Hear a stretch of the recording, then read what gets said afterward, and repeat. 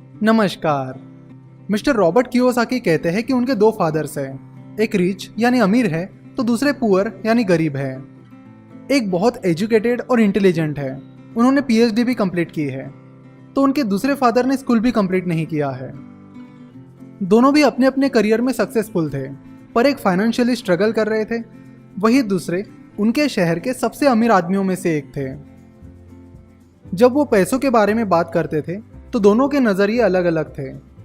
एक का मानना था कि पैसों के प्रति प्यार ही सभी परेशानियों की जड़ है, वही दूसरे फादर का मानना था कि पैसों का अभाव यानी पैसों की कमी ही सभी परेशानियों की जड़ है। अब उनके बचपन में मिस्टर रॉबर्ट कियोसाकी के सामने ये दुविधा थी कि पैसों के बारे में किसकी सुने, क्योंकि पैसों के बारे में दोनों के नज़रिए पूरी तरह से अलग थे। उनके एक फादर को हमेशा ये कहने की आदत थी कि हम ये ले नहीं सकते, हम वो ले नहीं सकते। वही उनके दूसरे फादर ये शब्द कभी यूज़ नहीं करते थे, यहाँ तक कि उन्होंने रॉबर्ट को भी ये शब्द इस्तेमाल करने से मना कर दिया था। वो कहते थे कि तुम अपने आप से पूछो कि कैसे तुम उस चीज़ को ले सकते हो। उनका मानना था कि जब तुम कहते हो कि मैं ये चीज़ ले नहीं सकता तो तुम्हारा दिमाग काम करना बंद कर देता है, पर जब तुम अपने आप से ये सवाल पूछते हो कि कैसे तुम उस चीज़ को अफोर्ड कर सकते हो तो तुम्हारा दिमाग काम पर लग जाता है। उनका ये कहना नहीं था कि आप सब कुछ खरीदते चलो, उनका कहना था कि अपने दिमाग को एक्टिव रखो, उसे काम पर लगाओ, जिससे तुम्हारे ब्रेन का एक्सरसाइज होगा और वो दिन ब दिन स्ट्रांग बनता चला जाएगा। उनके एक फादर कहते थे कि कभी रिस्क मत लो, वही दूसरे फादर कहते थे कि रिस्क को मैनेज करना सीखो। उनके एक फादर कहते थे कि बहुत पढ़ाई करो, कॉलेज डिग्री लो और एक अच्छी सेफ एंड सिक्योर जॉब कर लो। वही दूसरे फादर उन्हें कहते थे कि पढ़ाई करो और पैसा कैसे काम करता है ये सीखो। पैसों के लिए काम मत करो, बल्कि पैसों को तुम्हारे लिए काम पर लगाओ। और फिर 9 साल की उम्र में रॉबर्ट ने डिसाइड किया कि वो उनके रिच यानी अमीर फादर की सुनेंगे और उनसे पैसों के बारे में सीखेंगे। और पैसों के मामले में अब वो उनके पढ़े लिखे और पुअर डैड को फॉलो नहीं करेंगे। एक्चुअली मिस्टर रॉबर्ट के पुअर डैड उनके रियल फादर थे, जो बहुत पढ़े लिखे थे और टीचर की जॉब करते थे, पर वो फाइनेंशियली पुअर थे। वही रॉबर्ट जिन्हें अपने रिच डैड कहते हैं, वो एक्चुअली उनके दोस्त माइक के डैड हैं, जिनके पास रॉबर्ट और उनका दोस्त माइक पैसे कैसे कमाते हैं ये सीखने के लिए जाते थे। रॉबर्ट के इस रिच डैड ने अपनी स्कूलिंग भी पूरी नहीं की थी, फिर भी वो उनके शहर के अमीर लोगों में से एक थे। तो रॉबर्ट और माइक की रिक्वेस्ट पर उनके रिच डैड उन्हें पैसा कैसे कमाते हैं ये सिखाने के लिए राजी हो गए। तो रिच डैड ने उन्हें पैसों के बारे में कुछ बहुत इंपॉर्टेंट लेसन्स बताए, जिनके बारे में अब हम बात करेंगे। रिच डैड ने उन्हें कहा कि आप कितना पैसा कमाते हो ये उतना इम्पोर्टेंट नहीं है, इम्पोर्टेंट ये है कि कितना पैसा आप अपने लिए बाजू में रखते हो, यानी अपने लिए सेव करके रखते हो। बहुत सारे लोगों को ये रूल पता नहीं है, इसलिए हम देखते हैं कि लॉटरी जीतने वाला गरीब या मिडिल क्लास आदमी जब अचानक अमीर बन जाता है तो कुछ साल बाद वो फिर से अपनी पुरानी फाइनेंशियल कंडीशन पर वापस आ जाता है। लॉटरी में लाखों करोड़ों रुपए जीतने के बावजूद भी वो जहाँ से उन्होंने शुरू किया था वहीं पर आकर पहुँचते हैं। और हम देखते हैं कि कोई स्पोर्ट प्लेयर जो 25-30 साल की उम्र में करोड़ों रुपए कमा रहा था, पर उसके 10-15 साल बाद उसके पास कुछ नहीं बचा है, वो अब बेघर हो गया है, या अब बसेस साफ कर रहा है, या ब्रिज के नीचे सो रहा है। तो लॉन्ग टर्म में आप कितना पैसा कमाते हो ये मैटर नहीं करता है, बट आप कितना पैसा अपने लिए रख रहे हो वो मैटर करता है। चलो तो अब इसे डिटेल में समझते हैं। तो पहला रूल है कि आपको एसेट्स और लायबिलिटीज क्या होती है ये पता होना चाहिए और उनके बीच का डिफरेंस पता होना चाहिए। रिच डैड ने उन्हें सिंपल भाषा में बताया कि एसेट्स आपके जेब में पैसे डालते हैं, वही लायबिलिटीज आपकी जेब से पैसे निकालती है। अगर आपको अमीर बनना है तो आपको एसेट्स खरीदने होंगे, और अगर आपको गरीब या मिडिल क्लास बनना है तो आपको लायबिलिटीज खरीदनी होंगी। कोई भी अमीर आदमी लिटरेट यानी पढ़ा लिखा हो या ना हो, पर वो फाइनेंशियली लिटरेट ज़रूर होता है, यानी पैसा कैसे काम करता है ये उसे ज़रूर पता होता है। और पैसा कैसे काम करता है ये चीज़ स्कूल और कॉलेजेस में नहीं सिखाई जाती। हर शख्स का एक इनकम स्टेटमेंट होता है, बैलेंस शीट होती है और कैश फ्लो होता है। इनकम स्टेटमेंट में 2 सेक्शन होते हैं, इनकम यानी कमाई और एक्सपेंसेस यानी खर्चे।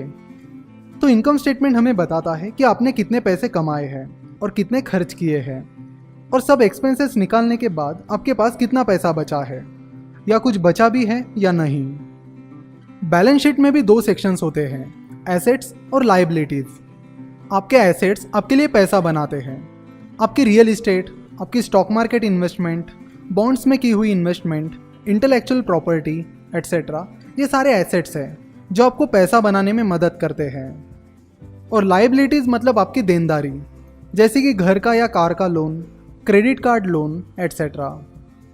नीचे दी हुई डायग्राम में एरोज हमें कैश का फ्लो बताते हैं, यानी कैश फ्लो बताते हैं, यानी कैसे पैसा आपके पास आ रहा है और कैसे वो बाहर जा रहा है। चलो तो अब कुछ बेसिक डायग्राम्स की मदद से समझते हैं कि गरीब आदमी, मिडिल क्लास आदमी और अमीर आदमी का कैश फ्लो कैसा होता है। गरीब आदमी का कैश फ्लो कुछ इस तरह होता है। गरीब आदमी का इनकम सोर्स होता है सैलरी यानी तनख्वाह। उनका लगभग पूरा पैसा खाना, कपड़े, बच्चों का एजुकेशन और बाकी खर्चों में चला जाता है। मोस्ट ऑफ द टाइम महीने के आखिर में इनके पास कुछ नहीं बचता है, इसलिए उनका कैश फ्लो इस तरह होता है। गरीब आदमी का एसेट कॉलम हमेशा खाली रहता है, क्योंकि उसके सारे खर्चे होने के बाद उसके पास कुछ नहीं बचता है। और अगर बचता भी है तो वो कभी एसेट्स के बारे में नहीं सोचते हैं, क्योंकि एसेट्स के बारे में उन्हें कभी किसी ने सिखाया नहीं होता, ना स्कूल कॉलेजेस में, ना ही माँ बाप या दोस्तों ने। अब मिडिल क्लास आदमी का कैश फ्लो देखते हैं। मिडिल क्लास लोगों का एक सेट पैटर्न होता है। जिनकी रिसेंटली शादी हुई है वो पहले किसी किराए के घर में रहने जाते हैं, फिर नया घर लेने के बारे में सोचते हैं। घर लेने के बाद वो फर्नीचर लेते हैं। फिर जैसे जैसे उनकी इनकम बढ़ती है वैसे वो कार और कुछ दूसरा सामान खरीदते हैं। इन सब चीज़ों की वजह से उनका liability column, car loan, credit card loan, इनसे भर जाता है। और लोन्स की ईएमआई की वजह से उनके एक्सपेंसेस बढ़ते हैं। तो अब उनकी पूरी सैलरी अपने मंथली एक्सपेंसेस में ही चली जाती है और उनका लगभग पूरा एसेट कॉलम खाली ही रह जाता है। चलो तो अब रिच यानी अमीर आदमी का कैश फ्लो देखते हैं। अमीर लोगों का कैश फ्लो कुछ इस तरह होता है। उनके एसेट्स उनके लिए पैसा कमाते हैं। रॉबर्ट के जो पुअर डैड थे उनका सारा इनकम एक्सपेंसेस में ही चला जाता था और बाद में एसेट्स खरीदने के लिए उनके पास कुछ नहीं बचता था। वही उनके रिच डैड पढ़े लिखे ना होने के बावजूद भी कई सालों से एसेट्स में इन्वेस्ट कर रहे थे, जिसके कारण उनका एसेट कॉलम उनके लायबिलिटीज से बहुत बड़ा हो चुका था और अब उनके एसेट्स उनके लिए उनके एक्सपेंसेस से ज़्यादा इनकम जनरेट कर रहे थे। रॉबर्ट के रिच डैड भले ही पढ़े लिखे नहीं थे, पर वो पूरी तरह फाइनेंशियली लिटरेट थे, यानी पैसा कैसे काम करता है ये उन्हें अच्छी तरह से पता था। चाहे गरीब आदमी हो या मिडिल क्लास आदमी हो, उसे पैसा कमाना तो आता है, पर उसे कमाया हुआ पैसा मैनेज करना नहीं आता। उन्हें हार्डवर्क यानी बहुत मेहनत करना तो आता है, पर अपने पैसों से हार्डवर्क करवाना नहीं आता। वो बस खुद ही काम करते रहते हैं, अपने पैसों को काम पर नहीं लगाते। जैसे जैसे उनका इनकम बढ़ता है उसी प्रोपोर्शन में उनके एक्सपेंसेस भी बढ़ते हैं। उन्हें लगता है कि ज़्यादा पैसा आने से उनके सारे प्रॉब्लम सॉल्व हो जाएंगे, इसलिए वो लगातार अपनी सैलरी बढ़ाने के लिए मेहनत करते हैं। चाहे उनकी सैलरी कितनी भी बढ़ जाए, उनके फाइनेंशियल प्रॉब्लम्स कभी ख़त्म नहीं होते। वो ये नहीं समझते कि उनकी असली प्रॉब्लम उनके पास जो पैसा है उसे वो कैसे खर्च कर रहे हैं, कैसे यूज़ कर रहे हैं, इसमें छुपी है। और ये प्रॉब्लम फाइनेंशियल इलिटरेसी की वजह से है। तो सबसे पहली बात जो आपको फॉलो करनी चाहिए वो ये है कि सबसे पहले खुद को पे करो।